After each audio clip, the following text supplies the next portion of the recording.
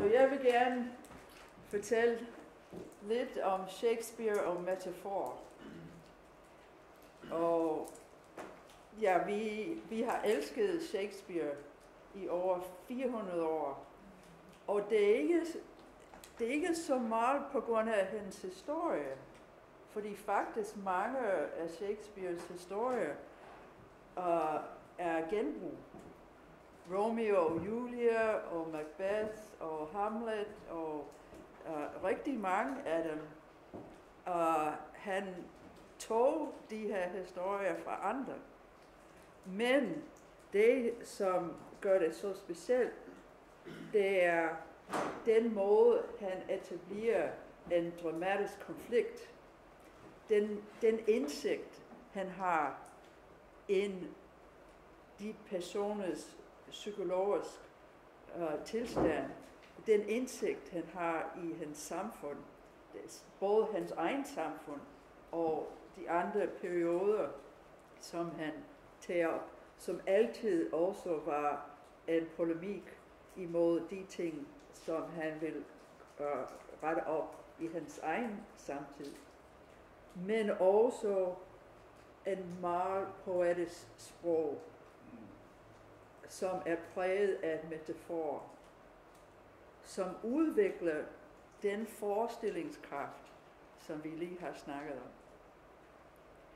Fordi forestillingskraften, det er nøglen til videnskab, det er nøglen til kunst.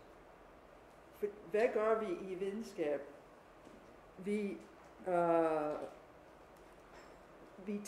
Vi tænker på noget nyt, som ingen andre nogensinde har tænkt på. Og vi opdager, hvordan naturen fungerer. Hvad er de principper, som ligger bag på de naturfænomen, vi iagttager? Og vi opfinder nye materialer, nye processer. Og det samme i kunst. Det er, at vi opdager i kunst, hvordan vores egen tænkeprocesser fungerer. Vi sætter vores egen kreative, erkendelsesmæssige evner under en lup. Vi holder en spejl op til vores egen kreative sind. Og derfor kommer kunst først. Men spørgsmålet er, hvordan træner vi de her erkendelsesmæssige evner? Og hvordan kommunikerer vi, hvis vi har opfundet noget helt nyt, som ingen har tænkt på? Hvordan kan vi kommunikere noget helt nyt til en anden? Hvordan kan vi vække en aha-oplevelse i dem, vi taler med? Hvordan kan vi få dem til at genopdage, hvad vi selv har opdaget? Og LaRouche, vores internationale formand, han har lavet intensive studier i, hvad er det den størrelse, vi kalder den kreative sind? Hvad er det, som gør os forskellige end dyrearterne? Og det er nøglen til fremtid. Fordi hvis vi skal have en fremtid, så skal vi altid have nye løsninger. Vi skal fremstille nogle fremtidsvisioner. Og så skal vi forme nutid i billedet af de her fremtidsvisioner, hvor vil vi gerne være hen. Og den form for kreativ tænkning, det er det modsatte af computertænkning, logik. Faktisk, da LaRouche begyndte ved hans studier over den kreative sind, det var i 50'erne, da computeren var lige ved at komme op. Og det var nogen, der sagde, ja, men mennesker, de er dårligere end computer. Computer kan tænke hurtigere. Vi mennesker, vi kan ikke hamle op med computer. Og LaRouche sagde, det er stik modsat. det er, hvad kan vi som computer ikke kan gøre? Og hvis man tænker på at løse en sudoku, det hele, okay, man kan have lidt en oplevelse i at være glad for, at man har fundet det rigtige tal. Men det hele er givet på forhånd. Det er en logisk gittersystem. Den her tal skal være der, den her tal skal være der. Det er det modsatte af, hvad vi snakker om lige nu. Og Einstein selv sagde, at forestillingsevnen var meget vigtigere end viden, end logisk viden.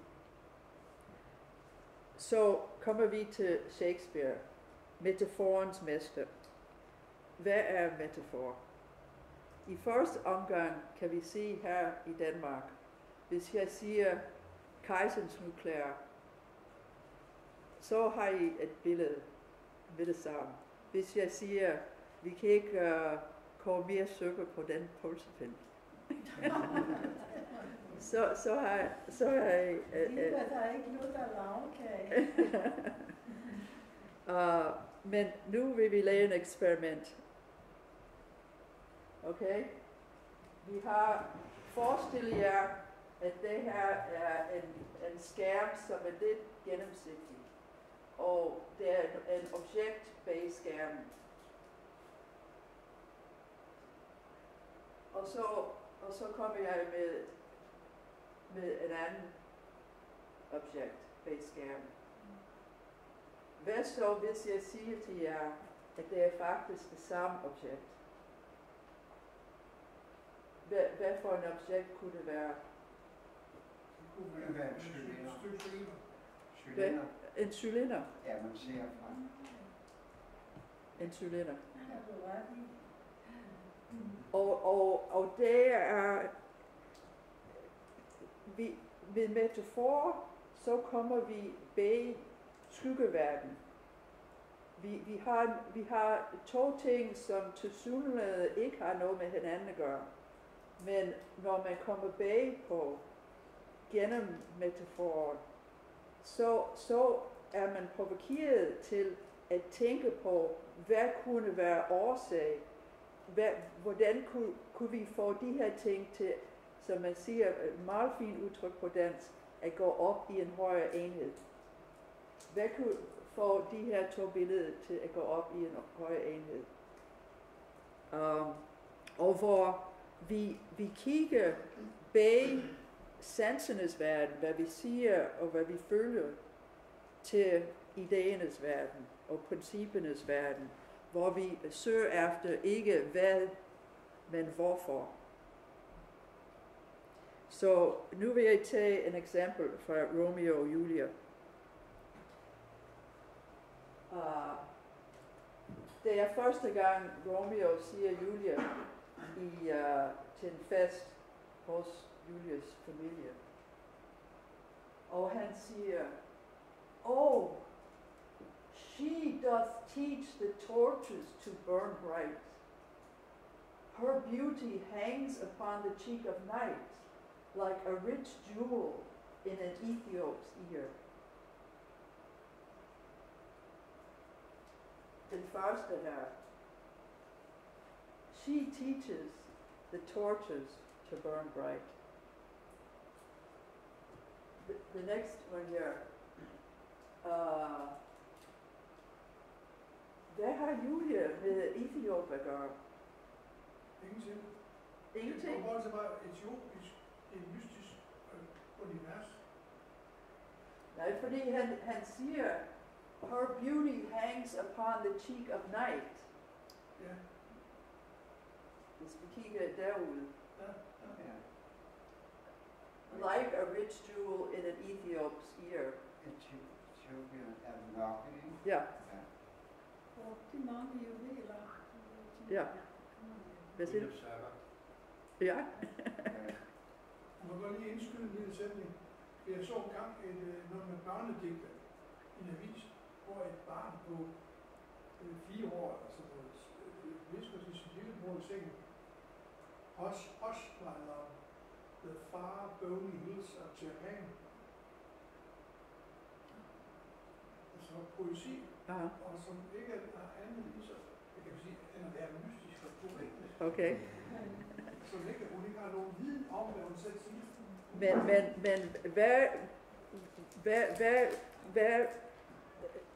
det er, vi har de her forskelligheder, og så skal man komme bag på og sige, hvad er det, som ligger bag, hvad er den fælles idé, som ligger bag de her forskelligheder.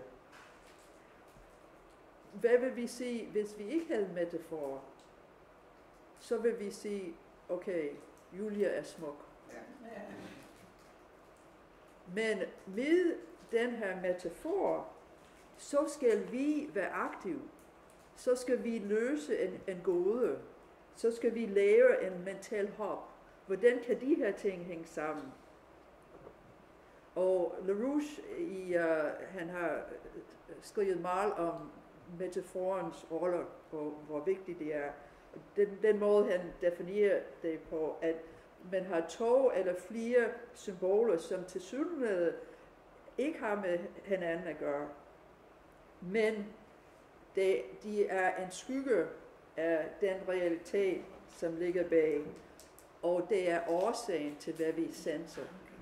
Vi kommer bag sansernes verden til idéernes verden. Og det er opdagelsens sprog. Så nu vil vi bare gå igennem nogle eksempler fra Romeo og Julia, hvor vi kan se, at som i klassisk musik, vi har en tema og variationer. Det jeg vil bringe frem, det er spørgsmål om lys og mørk. Og hvordan han leger med det her, og hvordan han vækker jeres forestillingsevne og dine erkendelsesmæssige evner. Okay, så i den allerførste, hvor chorus kommer ud og præsenterer hele historien, han faktisk siger det hele i en lille digt. Og midt i, så siger han, a pair of star-crossed lovers take their life. Hvad betyder egentlig star-crossed? At stjerner er imod dem. Ja. Men han bruger den her lyspunkt lige fra begyndelsen af. Og i en af de første scener, Romeos far kan ikke forstå, hvad der er i vejen med Romeo. Han siger, but all so soon as the all-cheering sun should in the furthest east begin to draw the shady curtains from Aurora's bed. Aurora is the sun. But also soon as the all-cheering sun should in the furthest east begin to draw the shady curtains from Aurora's bed, away from light steals home my heavy son, and private in his chamber pens himself, shuts up his windows, locks fair daylight out, and makes himself an artificial night. Just one thing is, you have also here this sun and this sun. You also have away from light steals my heavy sun. I have the Danish translations. Jeg har de danske oversættelser, men de kan ikke gøre noget med light and heavy, fordi vi har lys og mørk, og så har vi let og tung. Men på engelsk, så it's light and heavy. And så Romeo han vil kun mørket i begyndelsen. Men I kan se, hvor poetisk det her er. Er der nogle spørgsmål om, hvad det betyder? Okay. Og her er den berømte balkonscene. Det er efter den her scene, hvor Romeo har set Julia og det, vi havde i begyndelsen med idioten der. Så står han ned, og hun kommer frem. Hun siger ikke, at han er der. Og han siger, "But soft, what light through yonder window breaks? It is the east, and Juliet is the sun. Arise, fair sun, and kill the envious moon, who is already sick and pale with grief, that thou, her maid, art far more fair than she." Okay, this is the first one, where we have again, Juliet is the sun rising from the east, and it's so beautiful that it outshines the moon. Then a little bit further down, "Two of the fairest stars in all the heaven, having some business, do entreat her eyes to twinkle in their spheres till they return. What if her eyes were there, they in her head? The brightness of her cheek would shame those stars, as daylight doth a lamp. Her eyes in heaven would through the airy region stream so bright that birds would sing and think it were not night."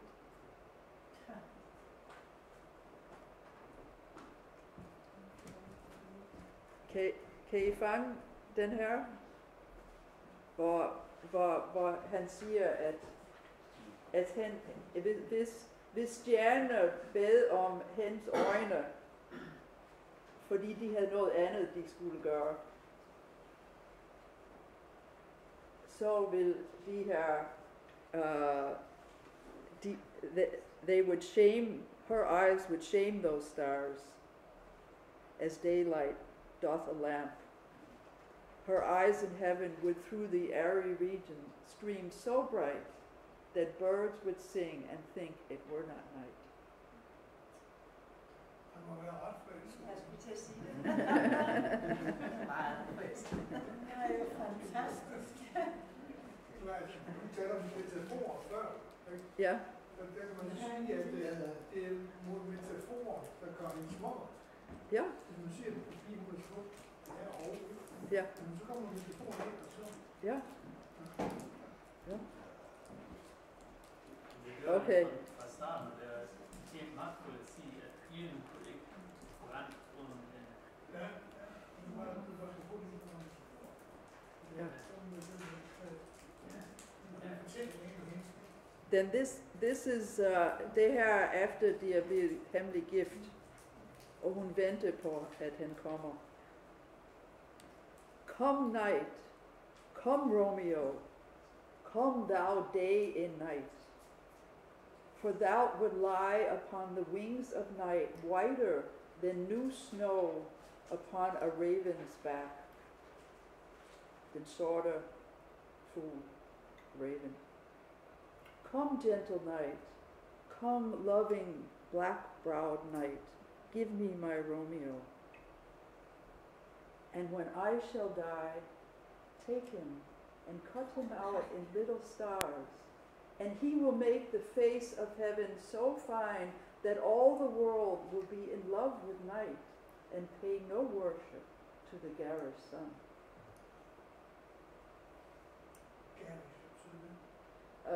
Det betyder, at hvis det er en dame, som har 10.000 juveler og men på en dårlig måde, ja. Ja, men overglemmer. Ja. Ja.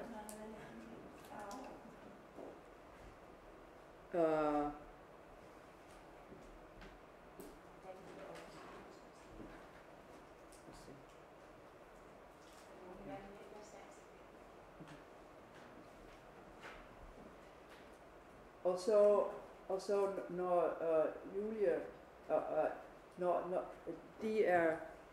de har sovet sammen, han kom på hemmelig vis op til hende. Men han er under truslen, at hvis han ikke forlader Verona med daggry, så kan han dræbes. Han er blevet bortvist, fordi han har dræbt en anden.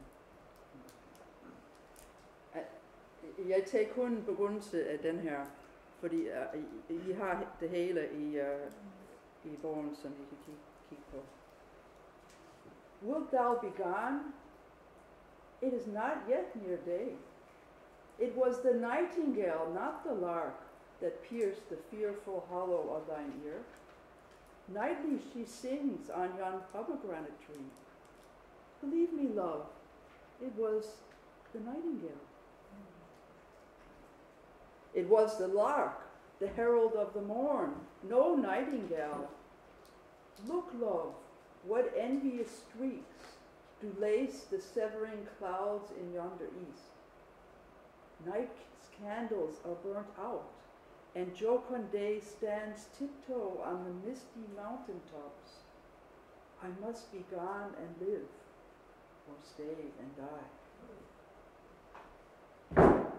Og så er resten, og så til allersidst, så siger han, more light and light, more dark and dark are woes.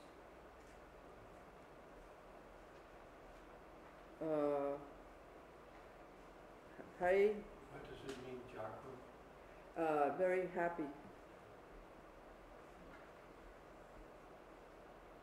Ja, så det er metafor med nattergalen og, hvad skal jeg sige, lark? Stærke? Lærke? Okay. And then the streaks of light that lace the clouds. Oops. Ja. Og så til allersidst, når I kender historien, hvor hun for at undgå at blive gift med en anden, hun tager den her gift, og man vågner op, men han tror, at hun er død, og så i hvert fald, de dør begge to. Til sidst, og prinsen kommer og siger, se hvad jeres had har skabt. Og det er fordi, på grund af deres families had til hinanden, den fejder, at og så på grund af den tragedie, så siger de, okay, nu vil de slutte fred. Nu vil de bygge en statue. Romeos familie vil bygge en gulden statue af Julia, og Julias familie vil gøre det sammen med Romeo. Og så siger prinsen, a glooming peace this morning with it brings. The sun for sorrow will not show his head. Go hence and have more talk of these sad things. Some shall be pardoned and some punished. For never was a story of more woe than this of Juliet and her Romeo. Og så slutter af med, the sun for sorrow will not show its head.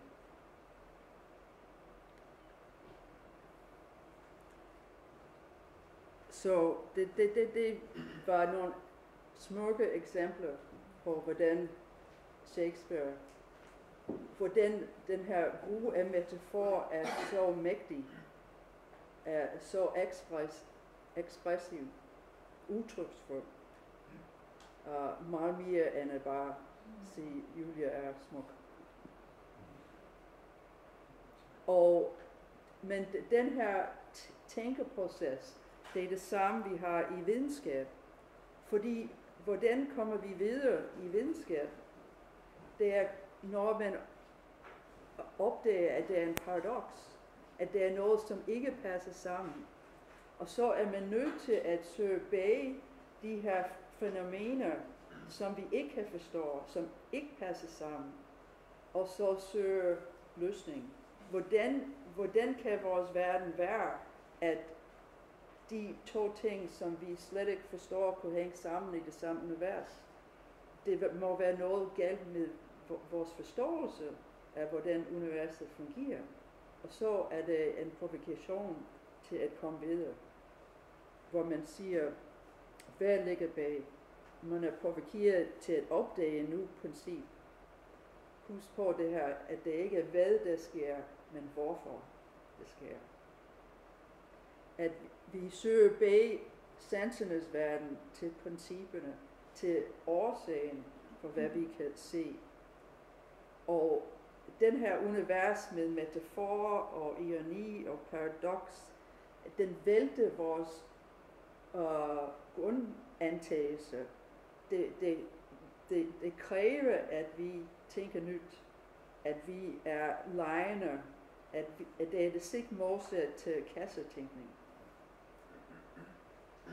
Og det er som den bedste klasses musik. Det er skaberkraftens sprog.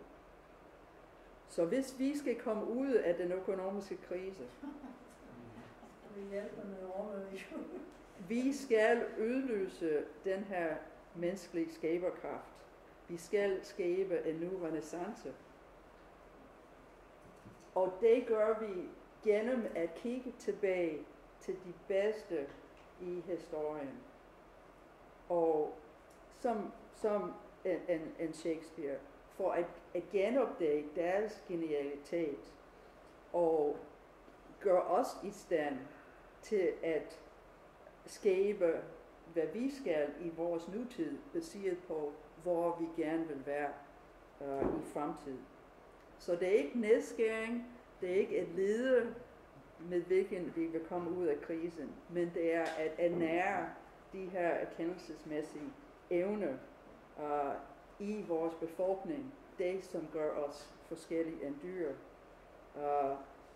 Og vi skal skabe en kulturel renæssance, vi skal skabe en videnskabelig renæssance, vi skal skabe en fremtid, som er menneskeheden værd. Og det er, hvad Schiller Instituttet står for, og det er derfor, at vi håber, at I alle fortsat med at vil være aktive og hjælpe at mangfoldiggøre os. Vi skal være mange flere, og vi skal få den her budskab ud.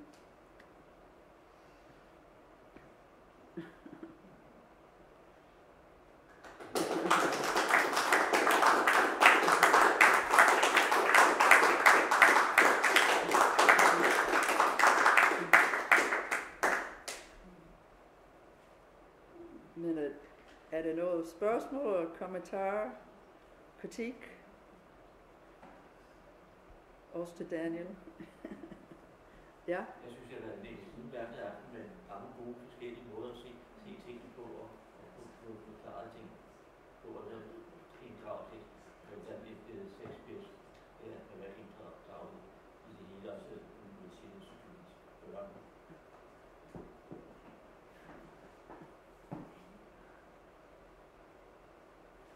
Jamen, det er virkelig en stor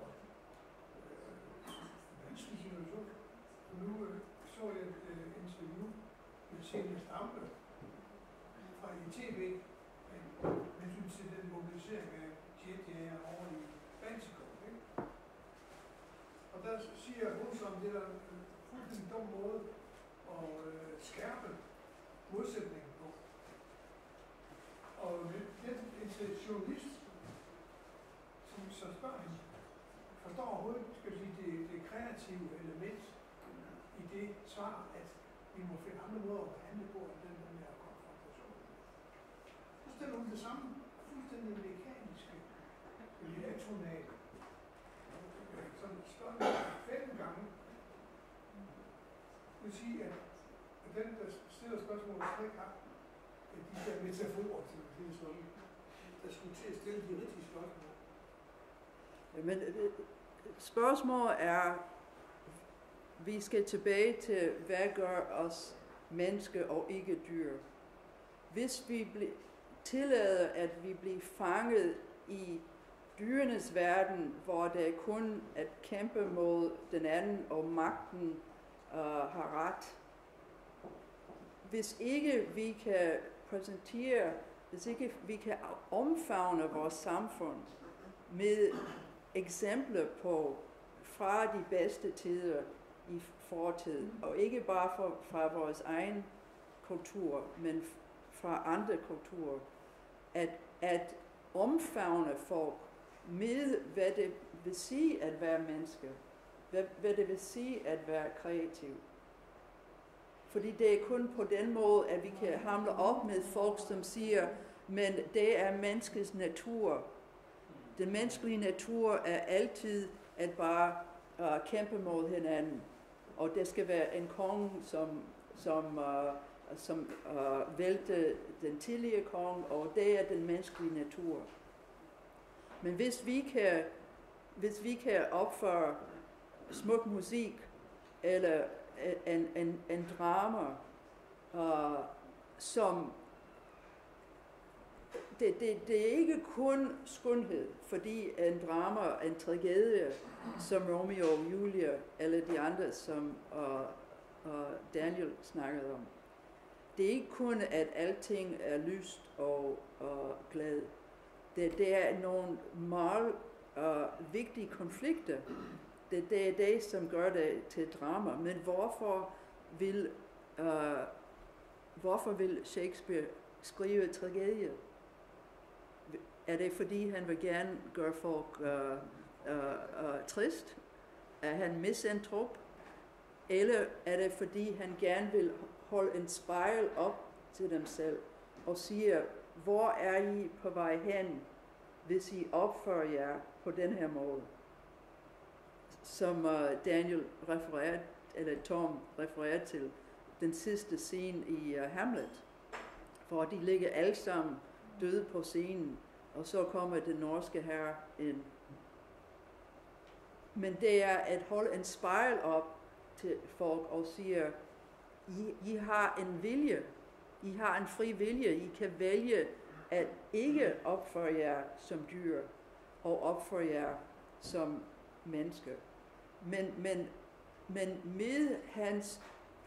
med hans sprog, for eksempel, det er også, man kan sige, når man opfører en opera, selvom man har en karakter, som er ond, så synger personen altid på en smuk måde. Og det er det samme med Shakespeare. Selvom det er nogen, som som opfører sig, som man ved, at man er dømt til en tragedie til sidst, hvis ikke man tænker sig om.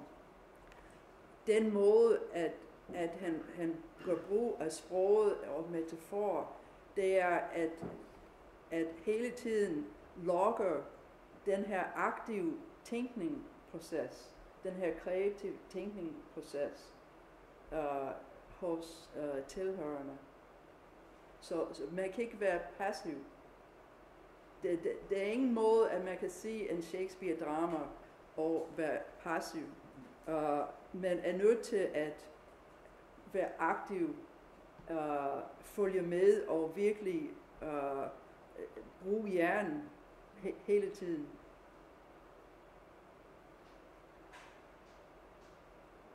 Det er også vigtigt, at man altid kan se modpartens synspunkt. Altså, at man kan sætte sig ind i modpartens synspunkt, for at kunne forstå modparten. Mm-hmm. Altså, den konflikt, der er mellem Rusland og Ukraine og Vesten i øjeblikket, der er det vigtigt at forstå begge parters forhistorie og motivation for, som du siger, at forstå, hvorfor der bliver handlet, som der gør. Altså, det kan ikke nytte noget, man kun siger, man kun kommer med et postulat om, at det var sådan og sådan, det var. Det er en side af historien, men historien bliver skrevet af forskellige intellekter, som ser den fra forskellige sider. Ja. Så sandheden er altid mange polare.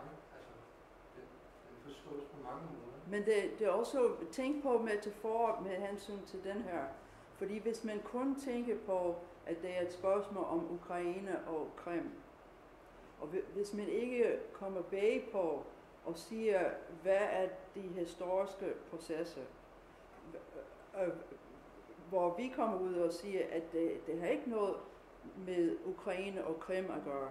Det er, at vi har nogle magtkræfter i Vesten, som gerne vil have konflikt og krig og sågar atomkrig med Rusland og Kina. Men er nødt til at komme bag på,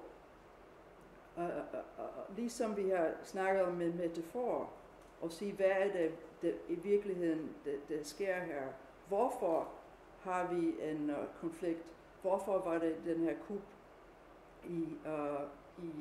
i Kiev? Hvad var meningen med at lave en kup, hvor der er mange fra de her nynazistiske grupperinger, som har magten nu? Og det er, hvad vi forsøger at gøre i Schiller Instituttet i vores analysearbejder, og det er det, som Rouge er en mester i.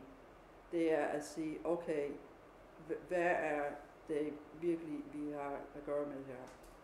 Det er et interessant synspunkt at have. Undskyld, Daniel, vil du gerne deltage? Det er et interessant synspunkt, men det er ikke det eneste synspunkt. Altså, man må også forstå Ukraines historie. Altså, hvis du kender historien med Stalin og Ukraine, og hvor mange millioner, der blev likvideret af Stalin, der ligger store følelsesmæssige spændinger i Ukraine. Til grund, og det samme i de baltiske lande. Altså du nævner det her med Silja Stampe, som forsvarer, at man skal F-16-fly derovre. Nå, okay, men altså den der situation omkring, at det skal foregå, ikke? Altså det er også fordi man forstår de mennesker, der har levet i de baltiske lande, og deres frygt, og som en form for give dem en form for sikkerhed. Det er nok en skrøbelig sikkerhed. Hvad vil du sige, Flemming? Ja, det er jo spændinger, der ligger som brændstof, som så dem bagved, der trækker i trådene, kan bruge. Og det er det, Michel forsøger at tale, at det er om at komme bagved. Det faktisk skal længere bagved. Men hvor lang tid så noget, hvor gammel er historien? Altså, umiddelbart efter 2. verdenskrig var der de 3 største luftvåben her på jordkuglen. Det var det amerikanske, det russiske og det svenske. De svenskerne har en historie i modsætning med Rusland, der er 400-800 år gammel. Så det tager altså tid at få sådan noget til at fremgøre. I hensyn til det, vi har lige hørt, tror jeg, at hvis vi ved, at historien er altid skrevet af dem, som vinder,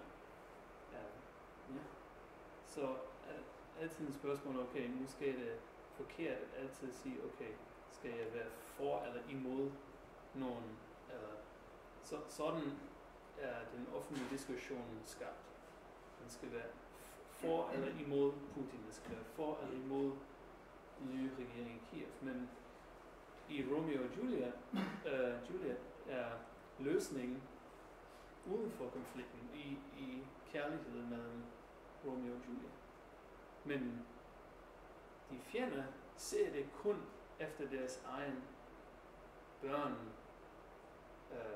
selvdrab, hvordan kan man sige. Så det er altid i de forskellige tragedier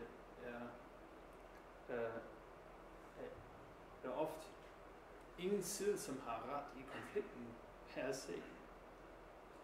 Så om det er en proces, måske ved, men hvor ligger løsningen? Derfor var det interessant at høre Xi Jinpings tale for UNESCO, da han var i Europa, den kinesiske præsident, hvor han snakkede om, at han startede faktisk en dialog af kultur. Og jeg tror, det er en stor udfordring for os, fordi vi har en kynisk samarbejde med Kina og Rusland økonomisk. Men i den offentlige debat, så er de vores store fjender. Ja. Og selvom vi har kooperation og sådan noget, så kan vi ikke komme til at have åbne arme og samarbejde med dem, fordi de gør det, og de gør det, og de gør det, og det er bare Teufel auf Erden, næsten. Han bruger smuk metaforen, hvor Xi Jinping sagde, men jamen, havet, ja, the ocean, havet er så stort, fordi han afviser ingen rivers.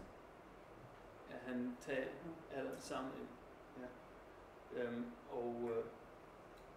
Det er en udfordring for os, tror jeg. Hvis vi skal have en virkelig samarbejde, så kan vi ikke kun tænke om, hvad er det, vi er imod med den anden. Men hvordan kan vi forbedre situationen? Franklin Roosevelt har haft en helt andet perspektiv om det. Han var godt klar over, at Stalin ikke er en god mand. Men han vidste godt, at kun hvis USA og Rusland samarbejder, kan det være en forbedring. Man vidste godt, at hvis du arbejder imod en fjende, skal fjenden ikke blive en bedre person. Så du kan der, og ligesom den internationale Schiller Instituttet for mænd, plejer at sige, at det er meget mere med at skabe fjender. Det kan man altid starte en 3. verdenskrig, og starte at, ligesom at se, at lægge ild til brændstoffen, det er nemt at gøre på, men at samarbejde sig om der difference og forbedre situationen, det kræver kreativitet. Ja, og vi har ingen statesmænd på plads i Vesten i en office, som gør det. Og det er vores problem. Altså hvis vi, det er altid historiske følelser, men vi kan ikke arbejde på den baggrund. Altså, vi skal skabe nye platforme til at samarbejde. Ja. Jo, altså jeg må bare sige, at det Shakespeare vækker i mennesket, det er nogle umaterialistiske værdier. Altså andet end penge, syn og skønhed, men mere som intelligens, ny tænkning. Og det rammer sig. Hele verden kører på det i dag, det er meget materialistisk. Så derfor vi har sådan nogle ledere, som kun tænker i det rammer her. I forhold til, hvad man skal gøre, om det er Rusland, eller om det er Ukraine, eller USA. Det er meget materialistisk. Som Shakespeare, han viser en anden værdi i mennesket, andet end, det ene part, og det andet.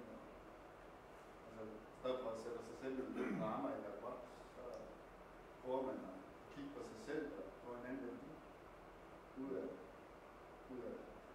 altså noget, der ikke er materielt. Men det er der gode at tage. Han presser folk til at være selvreflekterende. Ja. Gennem at have en andres historie på scenen, så presser han dem, som er i publikum, til at tænke sig om.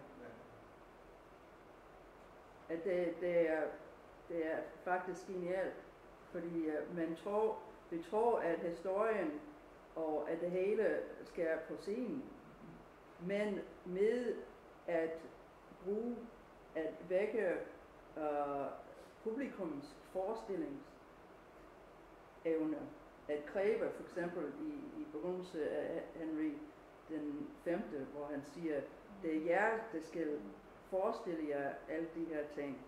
Vi er kun 2 mænd med en sværd her, og I skal forestille jer de her 2 store herrer, 2 store nationer, og med en aktiv indsats, som kræves for at forstå hans sprog. Kan man ikke også bare nyde det? Det var det, jeg tænkte, jeg så det der metafor. Man kan sidde der og nyde det. Man behøver overhovedet ikke tænke på det. Og er det så godt til den latterkage?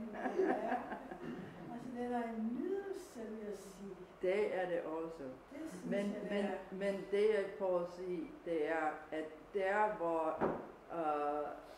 hvor handling faktisk sker, det er ikke på scenen, men det er i publikums hoved. Tænker man også føler og nyde. Ja, det har en effekt, uden at man skal være lært om det. Ja, så det bare sige, det var ikke Ja, ja. Bare læne sig tilbage og sige, hvor er det altså godt sammen. Derfor fungerer det og uddøde, selvfølgelig.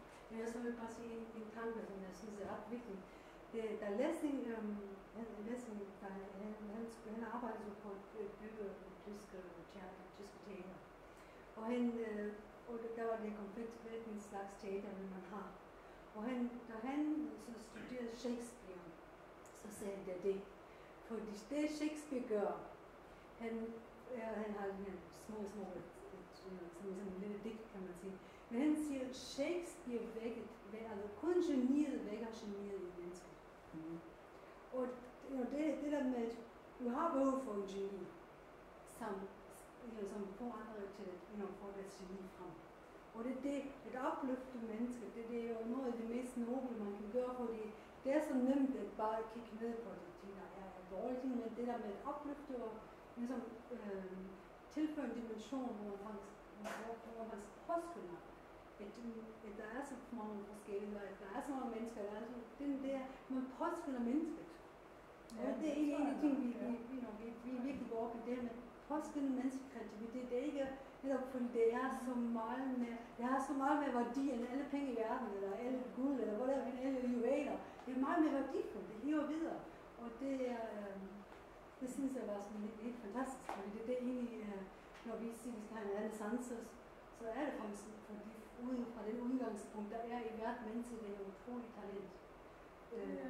Og hvis man har tilgang, til meget fantasi, Alexander, det var jo noget det samme. Så man virkelig og blive ved med at bruge det også efter vi er blevet ældre end 4 år, ikke? Så blive ved med at bruge det. Ja. Lige hvad jeg kommer til. Det vil sige. Ja, jeg tænkte, så læste Shakespeare lidt mere arbejde sammen, som jeg siger det engelsk. Ja. It's more of an effort than to read, uses so many words. daily things written today, right? Because it's written in this way, and with metaphors. So that also reading metaphors or being, being presented with metaphor kind of brings forth a creativity in yourself. I got it. Right. Right? Like that. It doesn't have to be anything very fancy. It's worth the effort. It's exactly true. Og så But you have to invest. Og så pointen er, at det er en helt anden kvalitet af tænkning og aha og oplevelse end den her logisk sudoku-verden. Du kan ikke lide sudoku, Jeg overvejede, at vi skulle løse en sammen. Men jeg håber... They can take a long time. nej, jeg havde en kun med 3. Men det er fordi, og det er det, som LaRouche polemiserer imod med den her logisk deduktive tænkning. Fordi for eksempel i Euclids geometrisk univers. Det hele er givet på forhånd, det er nogle grundantagelser, men etablerer ligesom den her Sudoku-Gita-system. Man har et system, hvor der er de her grundantagelser, og så hvis man siger A, så skal man sige B, og hvis man siger B, så skal man sige C.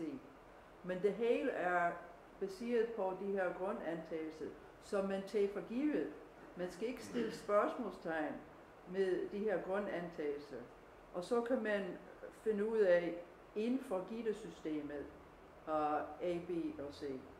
Men det er noget helt andet, når vi snakker om kreativ, erkendelsesmæssig tænkning, hvor det er, fordi spørgsmålet er, hvordan kan vi skabe noget nyt? Hvordan kan vi skabe nye idéer, som ingen nogensinde har tænkt på? Hvis vi skal komme ud af, og det er ikke bare, hvordan vi kommer ud af den nuværende økonomiske krise, men det er det, som Leroux siger, er fundamentet for enhver samfund, for enhver samfunds evne at reproducere sig selv og leve videre, forhåbentlig i en bedre og bedre udgave. Det er at hele tiden være i gang med at opdage noget nyt. Og det er vores polemik imod nulvækstbevægelsen. Fordi de siger, at vi er ved at løbe tør for fødevarer, der er for mange mennesker, der er for få ressourcer. Og Leroux kom ind imod nulvækstbevægelsen og sagde, det er fup, fordi vi mennesker er i stand til hele tiden at opfinde noget nyt. Nu er det ikke bare atomkraft, det er fusionskraft. Kineserne tager til månen, fordi de gerne vil udvinde helium-3 til fusionskraft. Hvis man betragter mennesker som ikke som maskiner, og ikke bare som noget, som forbruger mere end de bidrager, men at vi mennesker hele tiden er i gang med at bidrage meget mere, end det koster at brødføde os selv. Fordi vi kan tænke nyt.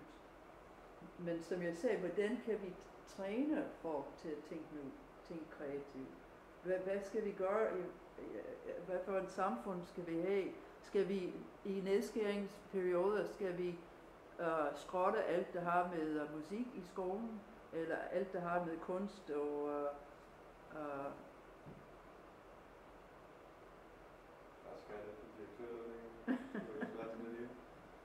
Well, that's why it's also so terrible to see that now NASA has cancelled its cooperation with Roscosmos, which, well, I think Obama and Washington and the Washington crowd has forced NASA to stop cooperating with Roscosmos. Which is Russian. Roscosmos is the Russian space agency, and they were working together during the wildest phases of the Cold War. And in fact, space travel and defending Earth against asteroids is one of the cooperation attempts that the Russian Vice Premier Dmitry Rogozin, also when he was ambassador to NATO, was making, that instead of building up these missile defense systems against each other, we should work together in space to get an idea of all these asteroids around us. And I think that's a good metaphor for getting out of these artificial conflicts, because one of the things that you always find when you interview astronauts is that once man has a consciousness of the solar system, and you look down on Earth and there are no borders and there are no nations, it becomes ridiculous that we would risk the future of humanity and all these things for these petty things, when out there is this entire universe and solar system to deal with and to discover, and that we have hardly any knowledge of. Yeah, and it's a good metaphor to use that the Earth going through all these asteroids around the sun, it's like driving on the wrong side of the motorway with a blindfold. Yeah. NASA says we know 1%, not even 1% of the major asteroids that could cause an extinction of the species if it hit us, and they are potentially in our way. You know. And it baffles the mind. So okay, well, forget all of this weird stuff with geopolitics and regime change and fake democracy movements that destroy people's means of living. We have to end, and we have to not allow further our politicians to hold humanity back. Right? Turn it around. They're really holding us back. So I think that's also a good way to look at it. How do you? It's something that LaRouche has been working with a lot. How do you totally overturn the question? It's not about how do we come to terms and how do we somehow arrange ourselves that things don't go wrong, but how do you totally change the question? Right?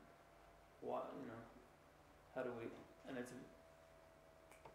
changes everything once you make that question. But now, for the first time in I don't know how many decades, this cooperation between Russia and the United States in space has been cancelled.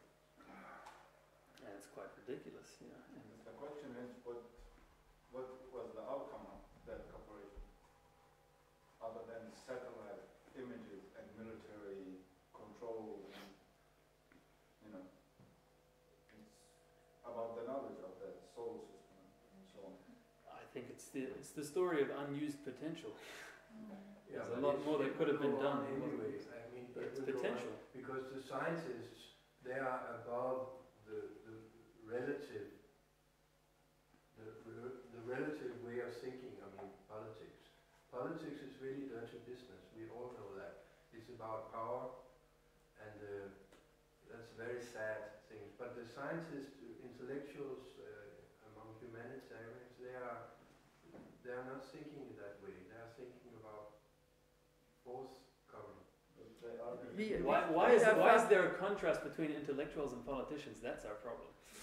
Vi har faktisk, vores formand Helga Rouge har skrevet en appel på vejen af videnskabsfolk og kunstnere om at få en fredelig løsning til den nuværende konflikt, hvor vi forsøger at få videnskabsfolk og kunstnere, som spiller en speciel rolle på grund af, at deres evne forhåbentlig at tænke langt frem i fremtiden. Og det er også den grundlag for hele vores kampagne er baseret på, at vi er nødt til at tænke ind i fremtiden. Hvad er konsekvensen af vores nuværende handling? Også økonomisk, også med hensyn til, om det fører til krig eller fred. Og det er, når vi er i stand til, og folk, som er sand kunstnere og videnskabsfolk, har en speciel evne til at kunne forudse, hvad det vil komme i fremtiden. Det er på den måde, man lærer videnskabelige eksperimenter, for eksempel. Men danne en hypotese om, hvis jeg gør det her og det her, så tror jeg, at det her bliver resultat. Og så kan man designe en eksperiment til at se, om det er bare... Det var så meget fint, som Daniel sagde, at løsningen, den er ligesom havet. Det er ligesom moderen. Det er ligesom den kærlighed. Kærligheden er løsningen på alle videnskabelige og menneskelige problemer. Ikke også? kritisere hinanden, eller finde altså det jeg ikke helt forstår nogle gange i skrifterne fra Schiller Instituttet, at der kommer nogle meget skarpe angreb. Nu for eksempel på Obama, eller på dem, der har stået i isnende kulde i 5 måneder i Kiev og protesteret mod en person, som de mente var en diktator. Ikke? Det startede som en fredelig demonstration. Men altså, jeg forstår ikke, hvem det er, der så siger, at det var en fascistisk revolution, der skete. Ikke? Altså, det er en påstand i hvert fald. Den er jo veldokumenteret, kan man også sige. Og man kan jo have overtaget. Der er jo både videooptagelser og noget fra aftener, hvor det går rundt med balls angles og hvad det hedder. Jo, men der er nogle stærke højreorienterede kræfter i Ukraine, det er der, men det har igen en årsag helt tilbage til 2. verdenskrig og Stalins tid, fordi de blev rent faktisk hjulpet af tyskerne mod Stalins forbrydelser der, ikke også? Så det har igen en årsag.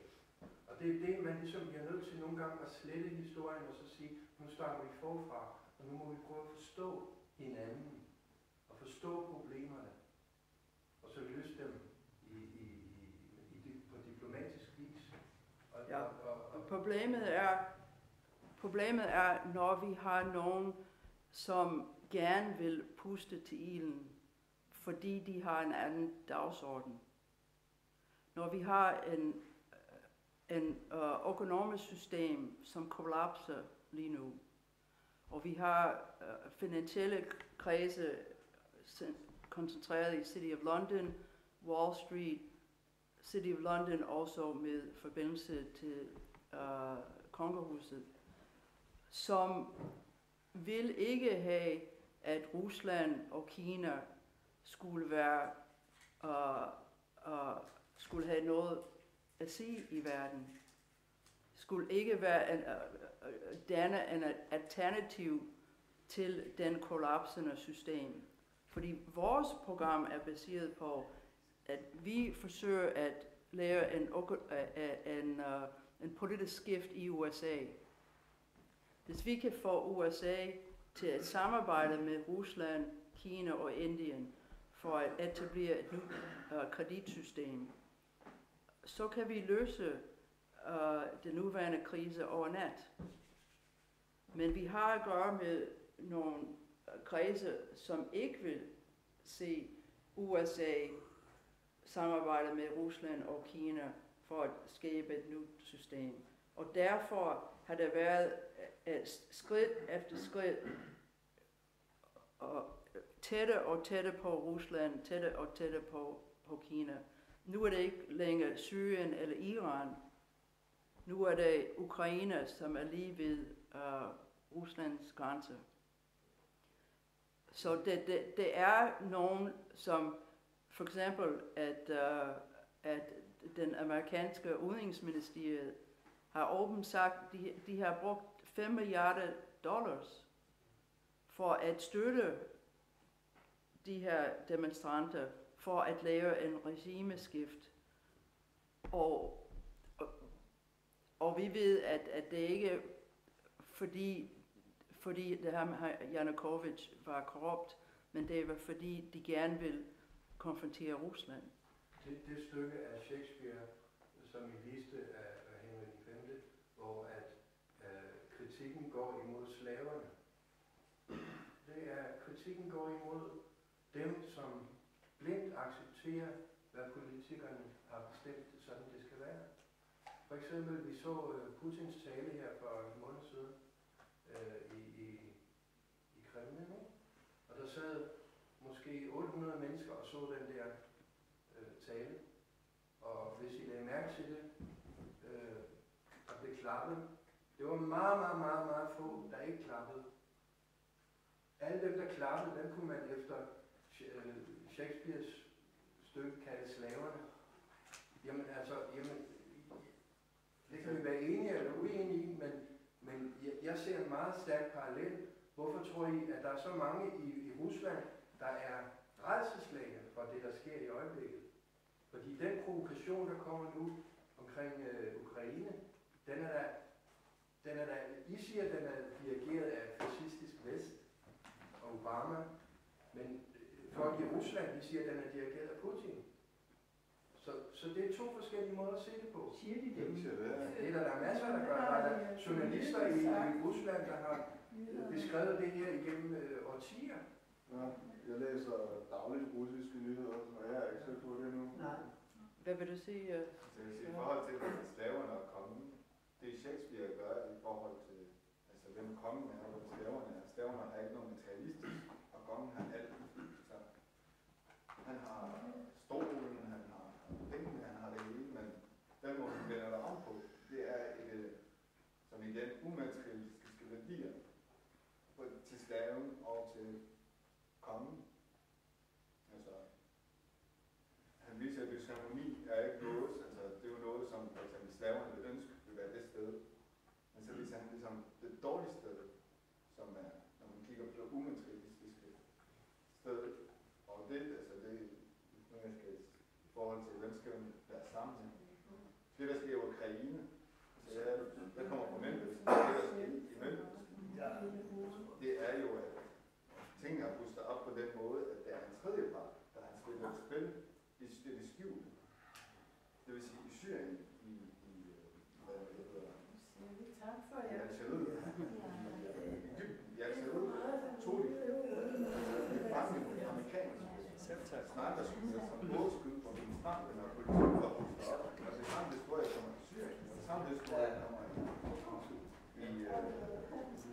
Grækenland. Altså nu skal vi ikke se, hvad det rigtige og forkerte er, men altså alt det problem har sat den split mellem USA og Rusland i højere niveau. Og så nu er vi kommet til Ukraine, hvor tingene er ved at falde sammen til en atomkrig. Jamen, der er brødne kar alle vejen. Men altså, det er ikke så meget at sige, at det er det ene og det andet. Det er bare mere, at det er jo ikke lige startet det her med Ukraine. Det startede meget langt før. Ja, det er det samme, vi ser igen. Det er de samme to parter, som har nu stået mod hinanden. Det er som Rusland, det er med Iran, og USA, det er og Vesten, det er på den anden side. Så hver gang i Syrien, der holder Vesten og USA mod regimet, og Rusland med regimet. Jo, men jeg kan godt forstå, at man kan kritisere Anders Fogh Rasmussen og som generalsekretær for NATO for hans måde at reagere på. Men jeg kan ikke forstå, at man skyder så hårdt på Obama, som rent faktisk er en meget rolig og diplomatisk karakter, der tænker sig om, før han handler. Hvorfor skyder man så meget på Obama? Jamen, der har vi jo så i hvert fald to forskellige holdninger om Obama. Det er ikke min opfattelse af Obama i hvert fald. Så det kan man jo sige. Men jeg tror mange af de her ting i det hele taget er grunden til også, at der kan blive så meget sådan omkring det. Det er jo, at mange af de her ting, også i Syrien, Ukraine og sådan noget, alle de steder, hvor det har været, det startede jo som noget, der er et reelt opgør med en magt, som folket ikke kan lide. Men de bliver hijacket hen ad vejen af nogle andre kræfter. I Syrien var det jo Al-Qaida lige pludselig, der stod til at ligesom at styre den her oprørsgruppe lige pludselig ud af det hele. Ikke? Og der sendte de jo stadig våben ned til dem på USA også.